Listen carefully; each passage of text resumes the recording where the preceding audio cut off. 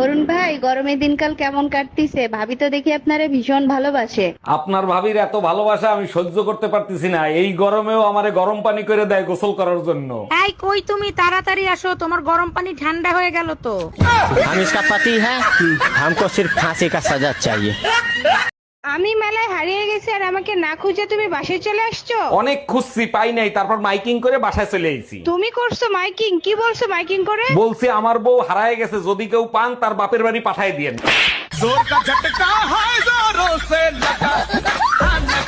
আচ্ছা, বিয়ের পরে আমি যখন হাসতাম তুমি আমাকে কি বলতে মনে আছে? হ্যাঁ মনে আছে, চাঁদের হাসি বাদ ভেঙে যায়। এখন হাসলে তো কিছু বলো না, এখন কি হাসি ভালো লাগে না? এখন তো তোমাকে হাসতে দেখি না, কই একটু হাসো তো।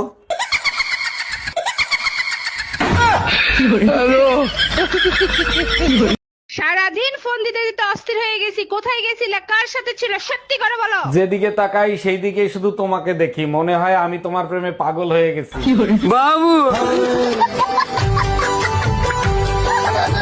আরে কি হইছে, সকালবেলা ঘুম থেকে উঠে মন খারাপ করে বসে আছো? ভোর রাতে স্বপ্নে দেখি আমি আবার বিয়ে করছি। আচ্ছা, ভোরের স্বপ্ন কি সত্যি হয়? সত্যি হয় কিনা জানি না, তবে স্বপ্নেই বিয়ে করতে হবে, এর জন্য আবার মন খারাপের কি আছে? মন খারাপ হবে না তো কি হবে, স্বপ্নে আবার তোমারই বিয়ে করছি।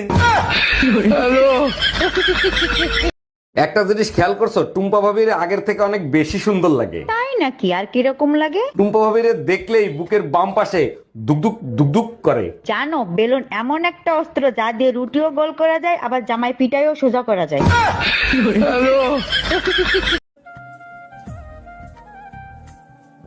আচ্ছা, আমার কোন স্বভাবটা তোমার খারাপ লাগে? আমাকে বলা দরকার নেই, মানিয়ে নাও।